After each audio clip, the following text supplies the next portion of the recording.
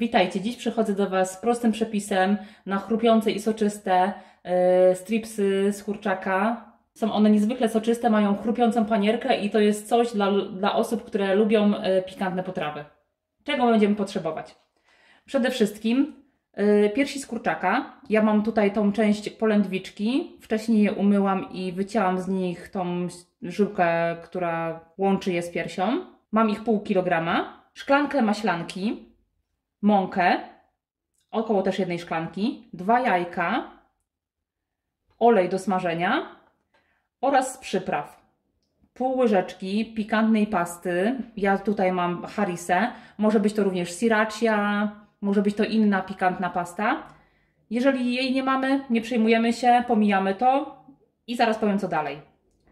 Około 1,5 łyżeczki soli, pół łyżeczki proszku do pieczenia, pół łyżeczki pieprzu, łyżeczka czosnku granulowanego oraz my dodajemy około 1/4 łyżeczki pieprzu kajeńskiego. Więc jeżeli nie macie pikantnej pasty, po prostu dodajecie troszkę więcej pieprzu kajeńskiego i wtedy ostrość powinna być taka sama.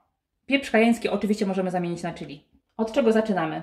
Pastę pikantną rozpuszczamy w maślance, a następnie przekładamy do niej kawałki kurczaka.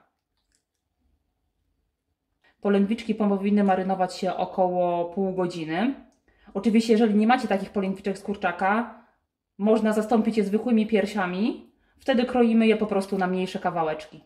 Pokrywamy całego kurczaka i go odstawiamy. Następnie 2 jajka wbijamy do miski.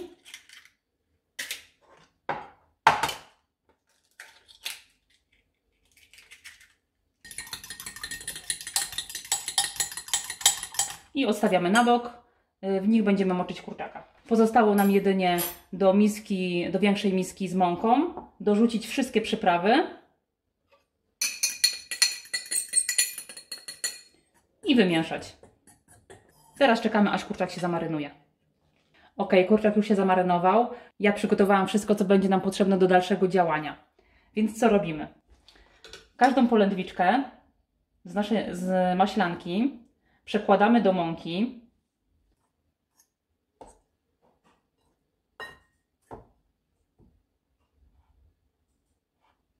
Mąka, jajko i jeszcze raz mąka.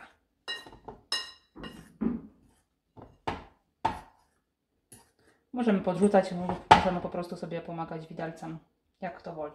I powtarzamy z każdą częścią polędwiczki.